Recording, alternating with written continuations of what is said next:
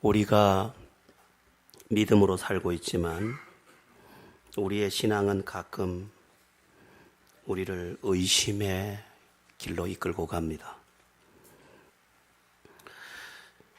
내 현실이 만만치 않을 때 내가 하나님을 믿는데 왜 나에게 이런 일이 일어난단 말인가? 그런 것에서부터 예수님을 믿지 않는 세상 사람들은 저렇게 잘 사는 것 같은데 나는 왜 이럴까 하고 하나님을 믿는 나 자신이 하나님을 믿는 것이 의미 없다는 생각을 해보게 되기도 합니다. 그러나 그것은 우리가 알아야 할 것을 제대로 알지 못하고 하는 말입니다. 알고 보면 모든 것이 필요한 것이고 나아가 하나님의 사람으로 더욱 성숙하게 되는 과정일 뿐입니다. 바람이 불어야 잎이 자라듯 우리의 믿음에 이런저런 바람도 필요해서 하나님이 공급하시는 것이지 바람을 보내 뿌리를 뽑으려는 것은 아니라는 것을 기억해야 한다는 것입니다.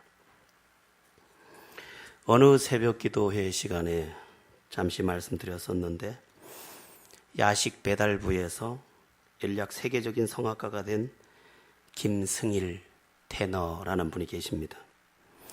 오는 8월 2일 광안리 바다사랑 축제에 출연하게 되기도 하는데 그는 일찍부터 그리스도인이었습니다. 한양대 음대 성악과를 들어가서 꿈을 키웠는데 가정 형편이 좋지 않아서 중퇴하고 온갖 일을 다 하게 됩니다. 무려 16가지 직업을 가지고 일을 했다고 합니다.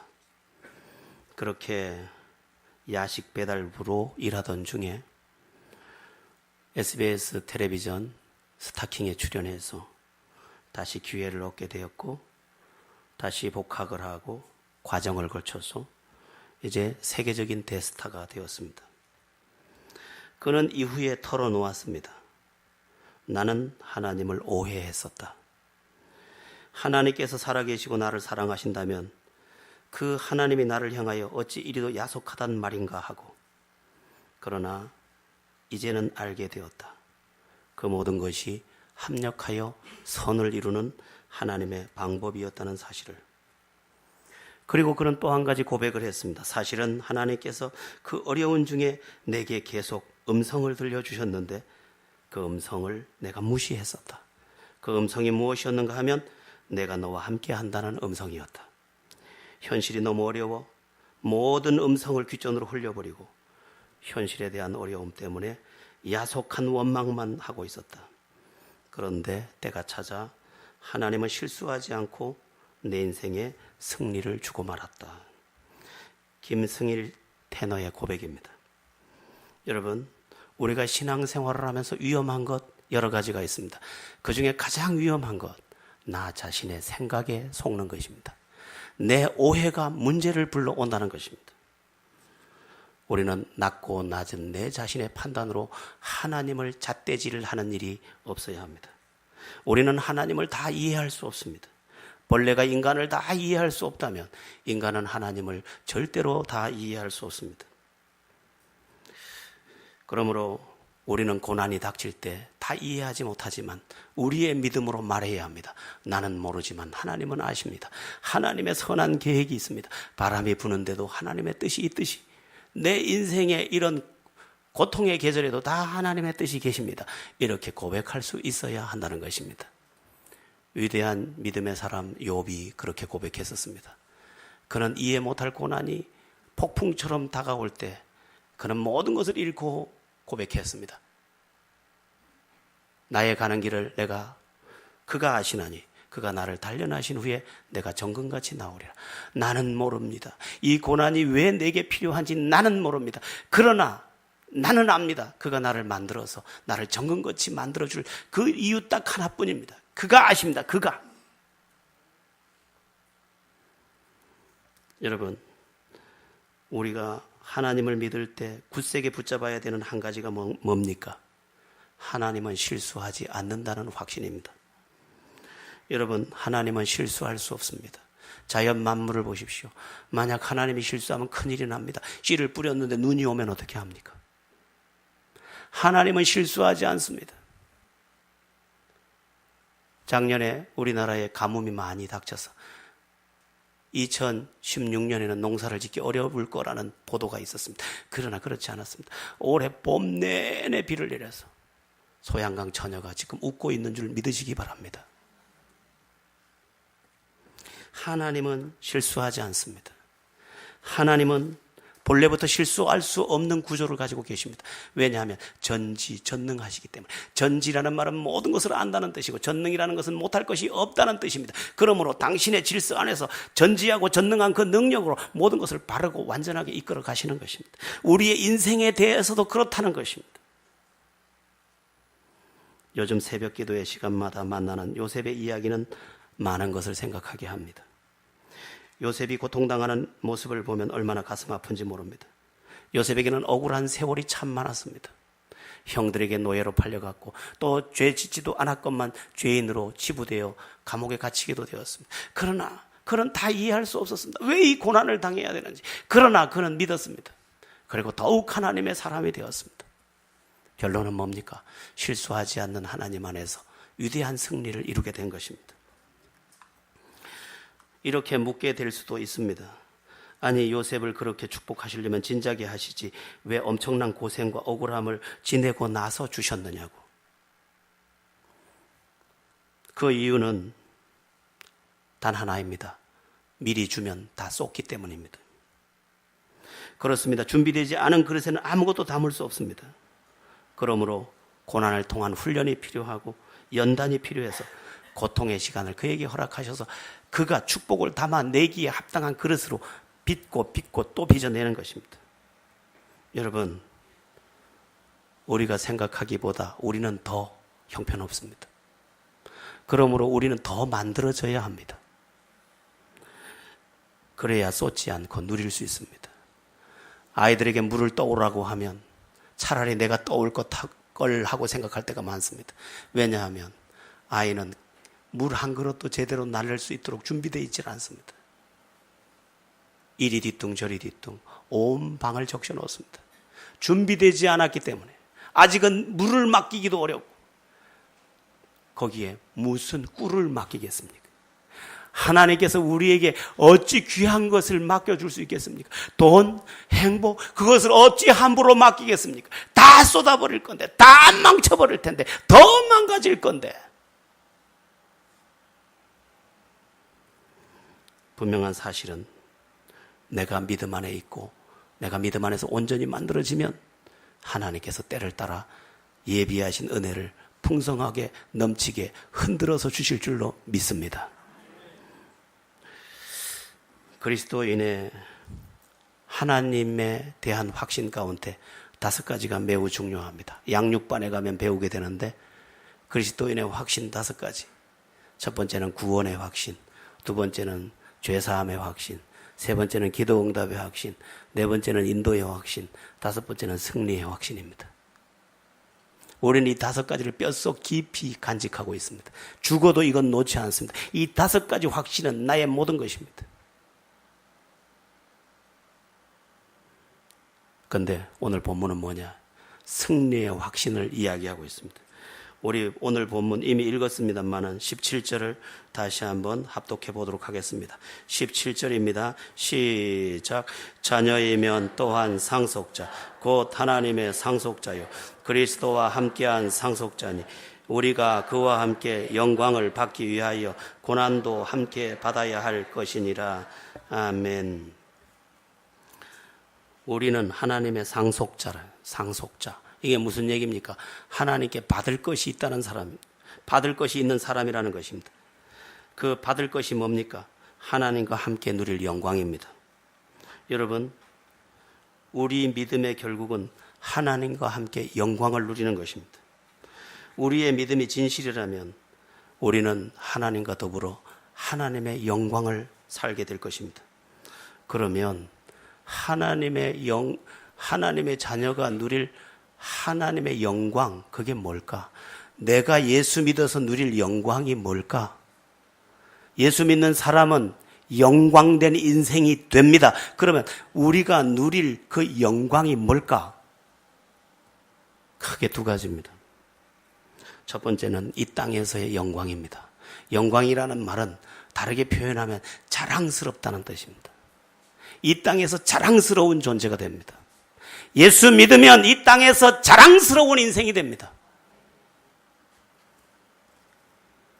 제가 말하는 믿음은 진실한 믿음을 말하는 것입니다. 그냥 조금 교회 다니는 거 말고. 그러면 이 땅에서의 자랑스러움, 어떤 영역에서의 자랑스러움일까? 어떤 영광이 내게 올까? 첫 번째는요, 내 자신의 삶에 대한 영광입니다. 그리스도인의 삶은 그 삶 전반에 걸쳐서 그 내용이 영광이 됩니다. 그리스도인의 삶은 날로 아름다워지는 특징을 가지고 있습니다. 하나님의 은혜 안에서, 그리고 주님이 보내주신 성령의 은혜 안에서 자꾸만 아름다워집니다. 마음이 아름다워지고, 생각이 아름다워지고, 말이 아름다워지고, 그 모습이 아름다워집니다. 그리고 하나님이 주장해 주시는 성령의 은혜 안에서 아름다운 소원을 품게 됩니다. 베풀면서 살고 싶다, 사랑하며 살고 싶다, 겸손하게 살고 싶다, 온유하게 살고 싶다, 복음 전하며 살고 싶다, 거짓 없이 살고 싶다. 그래서 참된 그리스도인은 날로 아름다워집니다. 그 아름다움은 박수를 부르고 자랑을 불러옵니다. 그리고 평화를 부르고 행복을 부릅니다. 내가 나를 봐도 내 인생에서의 이 믿음이 나를 아름답게 하는구나라고 고백할 수 있고, 내 인생에 대한 고마움을 간직하게 됩니다.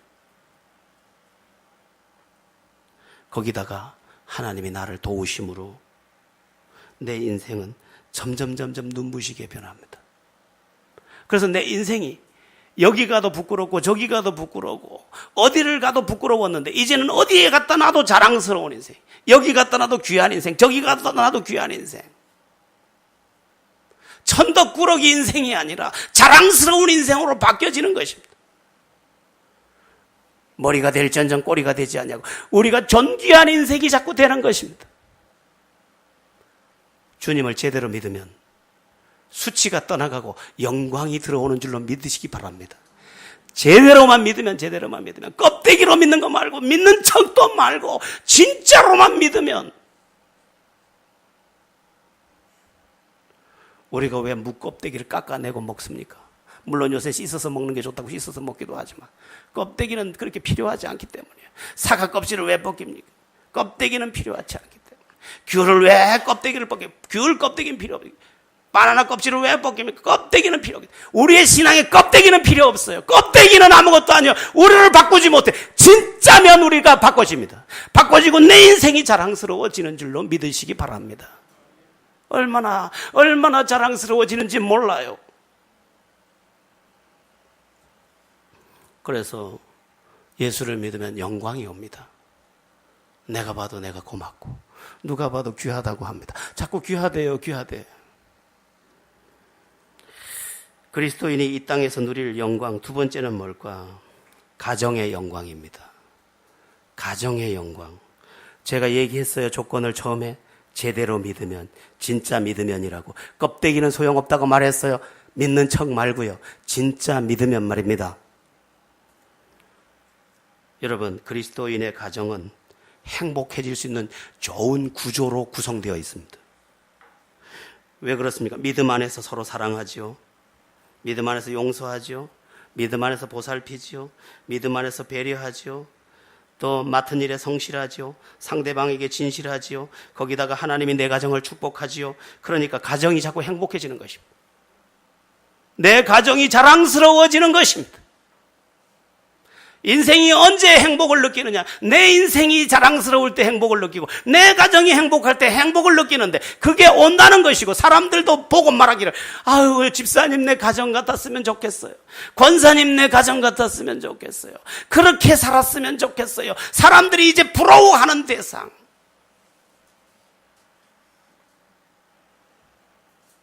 남들은 다 자기 가정을 두고 탄식하는데 나는 내 가정이 이렇게 좋으니 웬일입니까?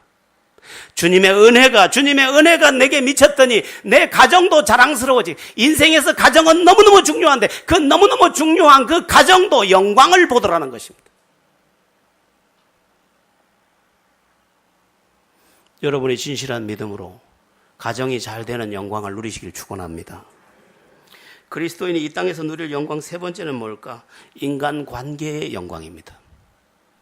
껍데기 관계 말고 이것도 진실한 관계, 진실한 믿음에서 진실한 관계가 영광의 관계로 형성이 됩니다.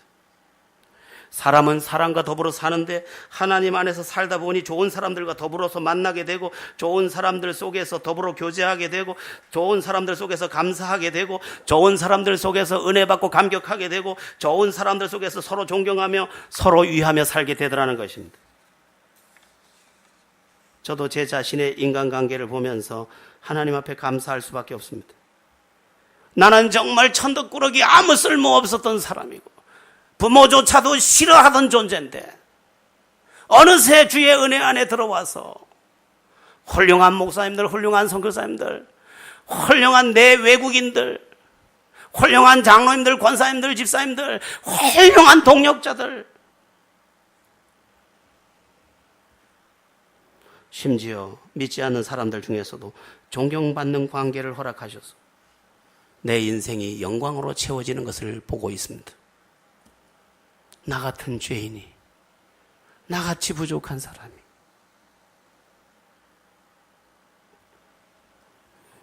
자랑스러운 영광의 인생이 단지 믿음 안에, 그냥 믿음 안에, 주님을 믿는 그 믿음 안에서, 그 가르침 안에서, 그 가르침 안에서 엎드린 것 안에서 그냥 그렇게 된 것입니다.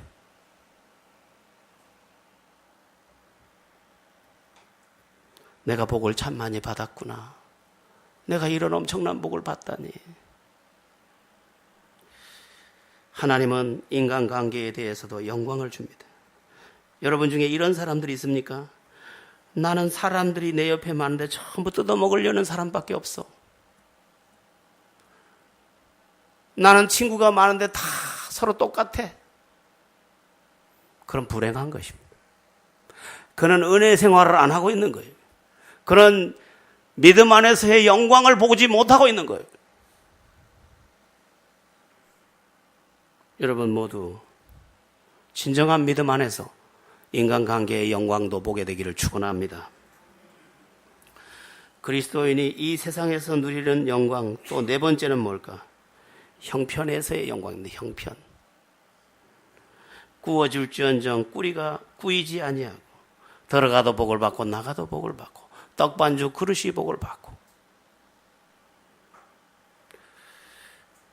믿음 안에서 살면 자꾸만 내 삶이 평안해지고 풍성해지기 시작합니다.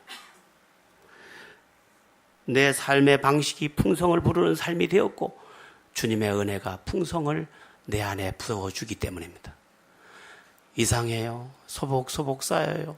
그때는 무전화도 다 빠져나갔는데 주님 말씀, 주님 은혜, 주님의 사람으로만 살고 있는데 여기도 소복하고 저기도 소복하고 여기도 쌓여있고 저기도 쌓여있고.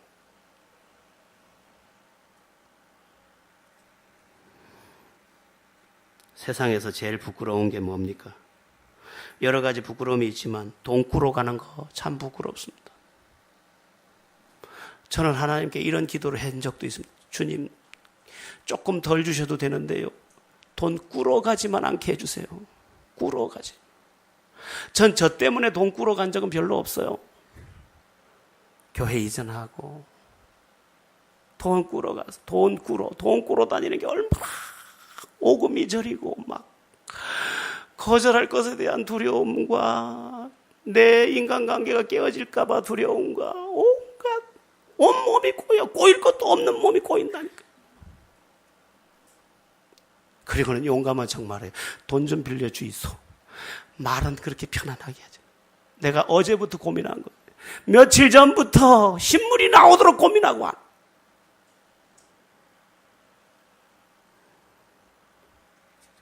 근데 지나고 보면 하나님께서 이렇게 채우고 이렇게 채우고 이렇게 넉넉하게 하시고. 여러분, 여러분의 삶에 부족함으로 인한 수치가 찾아오는 것이 아니라 하나님이 주시는 은혜로 자랑스럽고 영광스러움이 임하게 되기를 축원합니다. 하나님은 여러 방면으로 은혜를 베푸십니다. 하나님은 하나님의 사랑을 직접적으로 공급하시기도 합니다. 얼마나 복된 일인지 모릅니다. 사람의 도움을 받아도 인생이 바뀌는데 하나님의 도움을 받으니 그 인생이 얼마나 아름답게 바뀌겠습니까? 그리스도인은 이 모든 것들 안에서 감사하다고 말합니다. 여러분, 사람들의 사연이 저마다 얼마나 많습니까? 저마다 억울하다고 합니다. 그런데 하나님의 사람은 뭐라고 말하냐? 감사하다고 말합니다. 오늘 아침에 제가 쓴 짤막한 글인데 잠시 읽어드리겠습니다. 제목은 나는 행복한 사람입니다. 내 영혼이 내게 말해줍니다. 나는 행복한 사람이라고. 진정 그렇습니다. 나는 행복한 사람입니다. 주님을 만난 그날부터 내게서 불행이 떠나가는 것을 나는 보았습니다. 아름다운 소원도 생겼습니다. 구름 한 점 없는 파란 하늘을 볼 때면 티도 점도 없는 파란 그릇이 되고 싶고, 시원한 바람의 언덕에 서면 세상을 시원케 하고픈 소원이 마음 깊은 곳에서 불어옵니다. 나는 어느 날 이 땅에서 반드시 해야 할 일이 있는 사명자가 되었습니다. 나는 행복한 사람입니다. 주님을 만난 그날부터 점점 더. 그렇습니다. 점점 더. 세월이 가면 갈수록 저는 더 행복합니다. 하나님께서 믿음 안에 있는 자에게 주는 영광이 자꾸 피어나는 것입니다. 어제는 몽우리더니 오늘 한 잎이 피고, 어제는 한 잎이 피었더니 오늘 두 잎이 피고, 어제는 두 잎이 피었더니 오늘 세 잎이 피고, 하나님께서 꽃을 피우듯이 내 인생을 피워주고 있는 것을 나는 보고 있습니다. 믿음은 영광을 선물하는 줄 믿으시기 바랍니다. 하나님과 함께 누릴 그리스도의 영광에 관한 이야기를 나누고 있는데, 참 그리스도인이 하나 된 사람이 하나님과 함께 누릴 또 다른 영광이 무엇일까? 첫 번째는 이 땅에서의 영광이라고 말씀드렸는데, 두 번째는 내세의 영광입니다. 그리스도인은 내세의 영광을 예약해 놓은 사람입니다. 인생은 현세와 내세로 구분됩니다. 그런데 우리의 믿음은 현세에서도 영광을 주지만 내세에서도 영광을 줍니다. 그러면 내세에 누릴 영광, 어떤 것이 있을까? 요한계시록에 보면 아주 자세하게 나와 있습니다. 다 설명할 수가 없을 정도인데 몇 가지만 소개해 보겠습니다. 요한계시록에 보면 믿음의 백성이 누릴 영광의 처소, 우리가 갈 그곳이 뭐라고 소개되어 있느냐? 새하늘과 새 땅이라고 소개되어 있습니다. 한숨 쉬며 쳐다보던 하늘이 이제는 아닙니다. 새하늘, 쳐다보면 감격이 솟구치는 하늘이에요. 새 땅, 땀 흘리며 살기 위해 몸부림치던 수고의 땅이 아니에요. 이제는 모든 것이 아름다움으로 바뀐 땅이에요. 의미와 가치가 충만한 곳으로 우리가 들어가게 된다는 것입니다. 바다도 다시 있지 않더라라고 되어 있습니다. 바다는 풍랑을 의미하는데 이제 내 인생에 풍랑은 더 이상 없는 고요함의 세계로 들어가게 된다는 것입니다. 모든 눈물을 그 눈에서 닦아주시니 다시는 사망이 없고 애통하는 것이나 곡하는 것이나 아픈 것이 다시 있지 아니하리니 처음 것들이 다 지나갔음이라고 또 되어 있습니다. 더 이상 가슴 아픈 일도 없는 곳이 우리의 처소라는 것입니다. 또 우리가 들어갈 천국은 그 성곽이 금으로 되어 있다고 말하고 있습니다. 가장 귀한 것도 귀하게 여길 것이 없을 만큼 완전하고 넉넉한 곳이 우리에게 예비되어 있고 그곳이 우리가 누릴 영광의 처소라는 것입니다. 또 해가 쓸데없다고 되어 있습니다. 해가 떠야 인생이 날이 밝는다는 상징으로 볼 때 이제는 어둠이 없는 인생이 계속 열린다는 것입니다. 어둠이 단 한 차례도 없는 인생, 이제는 빛 가운데서 사는 인생이 내 인생이 된다고 내세에 대해 설명하고 있습니다. 우리의 인생은 얼마나 그늘로 가득합니까? 근심의 그늘, 염려의 그늘, 죄의 그늘. 그런데 그것이 다 사라진다는 것입니다. 우리의 몸에 대한 신령한 변화에 대한 이야기도 고린도전서가 하고 있는데, 썩을 것으로 심고 썩지 아니할 것으로 다시 살아나며, 욕된 것으로 심고 영광스러운 것으로 다시 살아나며, 약한 것으로 심고 강한 것으로 다시 살아나며, 육의 몸으로 심고 신령한 몸으로 다시 살아나나니 육의 몸이 있은즉 또 영의 몸도 있느니라. 이 무겁고 연약한 몸이 벗겨지고 완전한 몸을 갖게 된다고 말씀하고 있습니다. 또한 우리가 살 영원한 처소 곁으로 생명수 강이 흐른다고 말씀하고 있습니다. 우리는 얼마나 목이 마릅니까? 사랑의 목이 마르고, 사람에게 목이 마르고, 인생의 목이 마르고, 돈의 목이 마르고, 죄의 심지어 목이 마른 우리들인데 이제 목마름이 다 끝났다는 것입니다. 완전한 처소가 우리의 영광으로 예비되어 있는 것입니다. 인간의 말로 다 설명할 수 없습니다. 우리가 누릴 내세의 영광은 이 땅의 언어로 다 설명할 수가 없어요. 그 영광은 인간의 언어로 짤막하게 표현한 것일 뿐, 그 영광은 비교할 수 없는 영광으로밖에 말할 수가 없어요. 인간의 언어는 한계가 있기 때문에. 나도 내가 받은 은혜를 다 표현하고 싶으면 다 표현할 길이 없어요. 우리가 받을 영광이 얼마나 대단한 것인지, 현세와 내세의 약속을 기업으로 받은 하나님의 사람들이라는 것입니다. 중요한 사실이 뭐냐?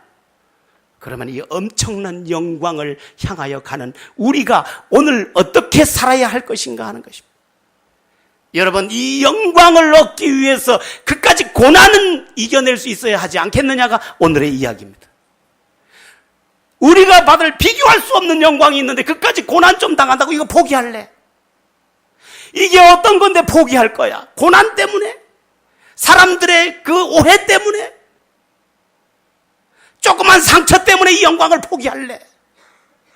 현세와 내세의 약속이 있는 이 영광을 네가 포기할 거야? 작은 오해 때문에, 친구 만나러 가는 일 때문에, 그까지 술 한 잔 때문에. 귀한 것을 얻기 위해서는 더 많은 가치 투자를 해도 아까운 것이 아닌 것입니다. 내가 받을 영광에 비교하면 내가 당하는 고난은 아무것도 아니야.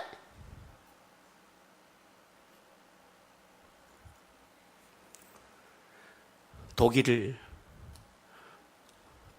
황제였던 하인리 4세와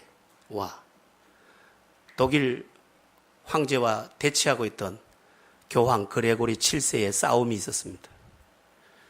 그레고리 7세와 하인리 4세가 서로 자기 권력을 더 지켜 세우기 위해 싸우다가 결국은 하인리 4세가 밀리게 됩니다. 황제가 교황에게 밀리게 되었습니다.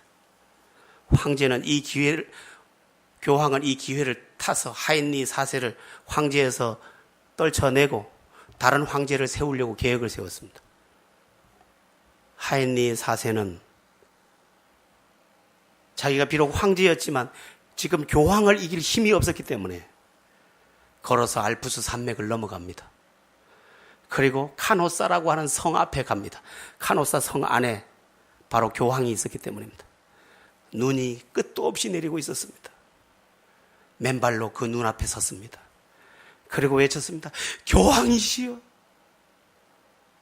이 벌레 같은 자를 용서해 주소서. 교황은 문도 열어주지 않았습니다. 성문을 굳게 닫았습니다. 하얗게 밤을 지샜습니다. 맨발로 눈 속에서. 그렇게 3일을 지새웠습니다. 눈밭에서. 그것도 황제가. 왜? 교황과 대치하다가 졌는데 교황이 파면하는 순간 자기는 교황의 자리에서 벗어나야 되기 때문에. 교황이 얼마나 큰 권력의 자리인데 이걸 포기하겠습니까? 그래서 하인리 4세는 그곳에서 수치를 당하는 것을 수치라고 여기지 않습니다. 이겨야 한다. 이겨야 한다. 자존심이고 뭐고 필요 없다. 이겨야 한다. 이겨야 한다. 결국 3일 만에 그레고리 7세가 하인리 4세를 풀어줍니다. 그리고 황제의 자리를 복원시켜줍니다. 하인리 4세는 그 후에 권력을 다시 등에 업고 그레고리 7세를 물리쳐버립니다. 그 카노사의 성에서 3일 동안 눈밭에서 맨발로 서서 빌었던 그 장면을 역사는 뭐라고 기록해 놓았냐? 카노사의 굴욕이라고 합니다. 카노사의 굴욕. 거기서 얼마나 수치를 당했는지. 그러나 여러분, 이렇게 수치를 당할 줄 알아야 황제의 자리를 지킬 수 있는 거예요. 고난을 감당해낼 수 있어야 하나님의 영광을 정복하는 줄 믿으시기 바랍니다. 부끄러운 날도 있어요. 수치스러운 날도 있어요. 억울한 날도 있어요. 고통의 날도 있어요. 그러나 그때에도 하나님을 붙잡는 그 사람, 그가 영광을 차지할 사람이라는 거예요. 아무나 가지는 게 아니에요. 여러분, 제가 꿈꾸지 않고 그냥 만족하면 내가 무슨 고생을 하겠어요.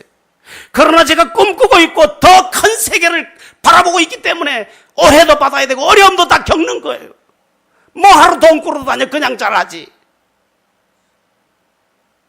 그러나 꿈이 크면 대가 지불이 큰 거예요.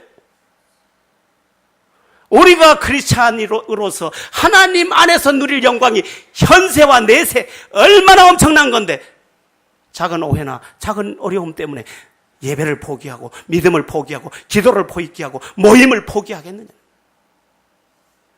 어마어마한 영광이 우리를 기다리고 있는데 작은 것 때문에 어찌 포기하겠느냐. 그런 어리석음이 어디 있겠느냐.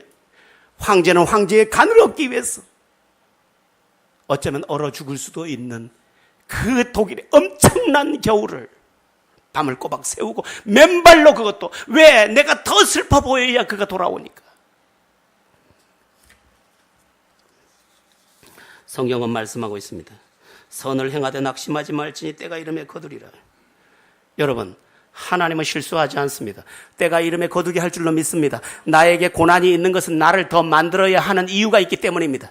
오늘 나에게 현세와 내세의 영광이 잡아지지 않는 것은 내가 겉사람으로서만 믿어서 그럴지도 모릅니다. 참으로 믿어보세요. 샘솟는 기쁨이 내 안에 임하게 돼 있고, 나를 바꾸면 인생이 완전히 새로운 날들로, 내가 바뀐다고 하나님이 바뀐 것은 아니지만 내가 하나님을 마주보는 순간, 하나님과 나와 얼굴이 마주치는 순간 새 역사가 시작되는 것입니다. 여러분, 태양은 흐린 날도 그 위에 있어요. 구름이 가렸을 뿐이에요. 마찬가지로 하나님은 내가 고통당하는 때도 나를 바라보고 계세요. 다만 내가 다른 데를 보고 있어서 그분을 느끼지 못하는 것이죠.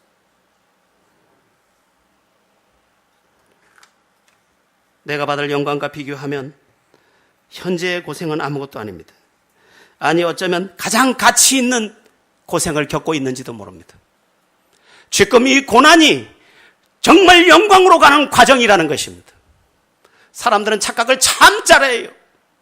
내가 이렇게 믿으면 이렇게 돼야 된다는 너무 인간적인 접근을 잘해요. 하나님의 경륜은 다른 거예요. 아브라함에게 아들을 줄 때는 25년을 기다리게 만들었어요. 요셉에게 총리 대신을 줄 때는 13년을 기다리게 했어요. 히스기야에게 기적을 줄 때는 아수르가 다 포위할 때까지 기다리게 했어요. 왜? 다 달라요. 그러나 분명한 것은 뭐냐? 하나님의 때가 되면 영광을 준다는 것입니다. 여러분, 어떻게 다 표현하겠어요? 우리가 받을 영광을 어떻게 다 표현하겠어요? 현세와 내세 약속이 있는 그 영광을 우리가 어떻게 다 표현하겠어요? 다만 뭐예요? 놀라운 것이다. 비교할 수 없는 것이다. 위대한 것이다. 나는 그것을 향하여 오늘도 가고 있고, 내가 그 길을 가는 길에 잠시 가시밭길을 만나도 그리로 가는 여정이므로 아무것도 아니다. 여러분, 비교할 수 없는 영광이 우리 앞에 있습니다. 속지 마십시오. 넘어지지 마십시오. 내 오해에 걸려 넘어지거나 환난에 넘어지거나 현실에 넘어지거나 사람에 걸려 넘어지는 일이 없게 하십시오. 믿음을 강하게 하십시오. 지극히 담대하게 하십시오. 더 잘 믿으십시오. 하나님의 영광이 여러분에게 봄날처럼 찾아오게 될 줄로 믿습니다. 잘 깨닫기를 예수의 이름으로 축원합니다. 기도드리겠습니다.